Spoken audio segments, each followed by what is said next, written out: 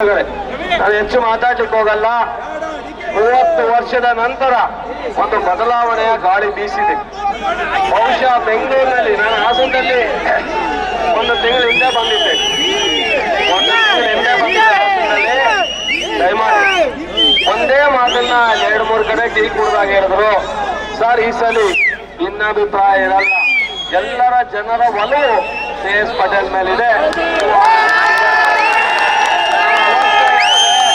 ಶಿವರಾಮಣ್ಣ ಇರ್ಬೋದು, ಶಿವಲಿಂಗಣ್ಣ ಇರ್ಬೋದು, ಜವರೇಗೌಡರು ಇರ್ಬೋದು, ನಾವು ಉಸ್ತುವಾರಿ ಸಚಿವರು, ನಾನು ಎಲ್ಲ ಮುಖಂಡರು ಮಾತನಾಡಿದಾಗ ಬಹುತೇಕ 100ಕ್ಕೆ 100 ನೀವು ಹಾಗೆ ಶ್ರೇಯಸ್ ಪಟೇಲ್ ಕ್ಲಿಯರ್ ಮಾಡೋದಾದ್ರೆ ಮಾಡಿ ಅಂತ.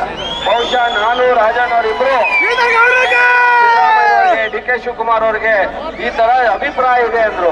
ಅವರು ಸಹ ನಮಗ್ ಬಂದಿರೋ ಮಾಹಿತಿ ಇದೆ ಅಂತ ಹೇಳಿ ಒಂದೇ ಒಂದು ನೇಮನ್ನ ಕಳಿಸಿ ಎಲ್ಲರನ್ನು ಸಮಾಧಾನ ಮಾಡಿ ಎಲ್ಲರನ್ನು ಬೆಂತಟ್ಟಿ ಮುಂದೆ ಇದೊಂದು ಚುನಾವಣೆಯಲ್ಲಿ ಗೆಲುವು ಕೊಡಿ.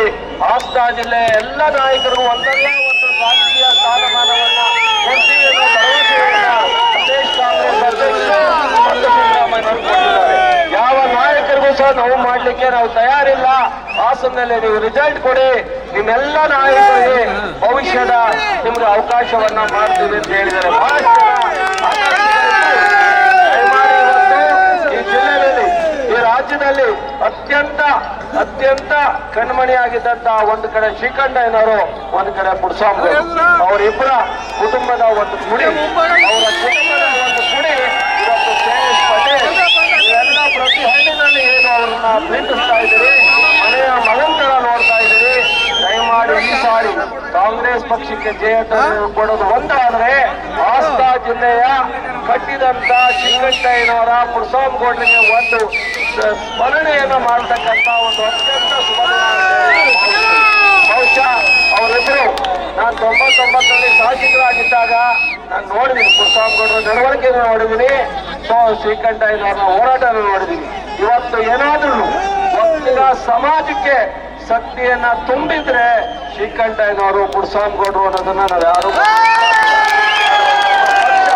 ಜಾತ್ಯಾತೀತ ತನವನ್ನ ಉಳಿಸ್ಕೊಂಡ್ಬಂದಿರ್ತಕ್ಕಂಥ ಪಕ್ಷ. ಯಾರು ಸಮಾಜ ಅಂತ ಹೇಳ್ತಾರೋ ಅದಕ್ಕಿಂತ ಹೆಚ್ಚು ಸಮಾಜಕ್ಕೆ ಶಕ್ತಿ ಕೊಟ್ಟಿರ್ತಕ್ಕಂಥ 2 ಕುಟುಂಬ. ಇವತ್ತು ಏನಾದ್ರೂ ಕಾಂಗ್ರೆಸ್ನಲ್ಲಿ ಇವತ್ತು 8 ಜನ ಲೋಕಸಭಾ ಸದಸ್ಯರಿಗೆ ಸ್ಥಾನವನ್ನ ಡಿ.ಕೆ. ಶಿವಕುಮಾರ್, ಸಿದ್ದರಾಮಯ್ಯ ಕೊಡ್ತಿದ್ದಾರೆ ಅಂದ್ರೆ ಡಿ.ಕೆ. ಶಿವಕುಮಾರ್ ಅವರಿಗೆ ಆ ಒಂದು ಇವತ್ತು ರಾಜ್ಯದಲ್ಲಿ ಶಿವಲಿಂಗಣ್ಣ ಬಂದ ಕೂಡಲೇ ಗ್ರಾಸ ಒಂದು ಇಲಾಖೆ ಚೇರ್ಮನ್ ಮಾಡಿದ್ರು. ಇವತ್ತು ಶಾಸಕರಾಗಿದ್ರೆ ಹೆಚ್ಚಿದ್ರು ಅಂತ ಅವ್ರಿಗೂ ಗೊತ್ತು, ನಿಮಗೂ ಗೊತ್ತು, ನನಗೂ ಗೊತ್ತು. ದಯಮಾಡಿ ಇವತ್ತು ಸ್ವತಂತ್ರವಾಗಿ ಇವತ್ತು ಕಾಂಗ್ರೆಸ್ ಪಕ್ಷದಲ್ಲಿ ಹೊಸಬರು, ಹಳಬರು, ಇವರು ಸೀನಿಯರು, ಜೂನಿಯರ್ ಇಲ್ಲ, ಯಾರಿಗೆ ಅವಕಾಶ ಇದೆ ಅವರು ಮಾಡ್ಕೊಳ್ತಕ್ಕಂಥ ಪಕ್ಷ.